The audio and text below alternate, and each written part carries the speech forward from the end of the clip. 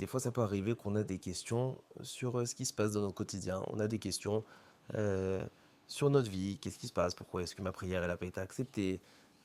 Pourquoi est-ce qu'il m'est arrivé ça? Surtout si c'est le monsieur, il est en train de faire une mitzvah, par exemple, et pendant qu'il faisait la bonne action, eh ben, il lui est arrivé une galère. Donc, attends, je comprends pas. J'ai une question Hachem. Hachem, je me comporte bien, je fais tout correct. Je donne mon maaser, je me comporte bien, je fais chesed, je suis gentil, je m'énerve pas. Et on va avoir des questions. Alors, si je fais tout ça de bien, alors pourquoi est-ce qu'il m'arrive ça? Alors, il faut savoir que prier à Hachem, c'est-à-dire demander à Hachem qu'il nous donne des choses, ça c'est la meilleure des choses à faire. Poser des questions, ça s'appelle limiter Hachem. Parce qu'il faut savoir qu'à chacun d'entre nous, Hachem il lui a créé une belle histoire. Quand on va poser des questions à Hachem, on va attarder Hachem sur un détail de l'histoire que c'est possible qu'il n'est pas du tout important.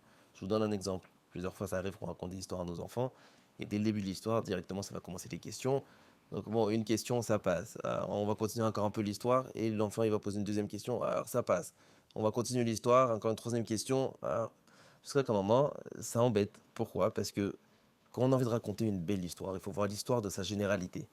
Quand maintenant l'histoire est en train d'être racontée, on va poser des questions, et ben on va arrêter l'orateur à s'attarder sur des détails que c'est possible que c'est des détails qui sont pas importants. Et au lieu qu'on ait une belle histoire complète à la fin, on va avoir une histoire coupée et on s'est arrêté plusieurs fois sur des détails qui sont pas importants parce qu'il y avait des questions au milieu et ça enlève un peu de la beauté de l'histoire.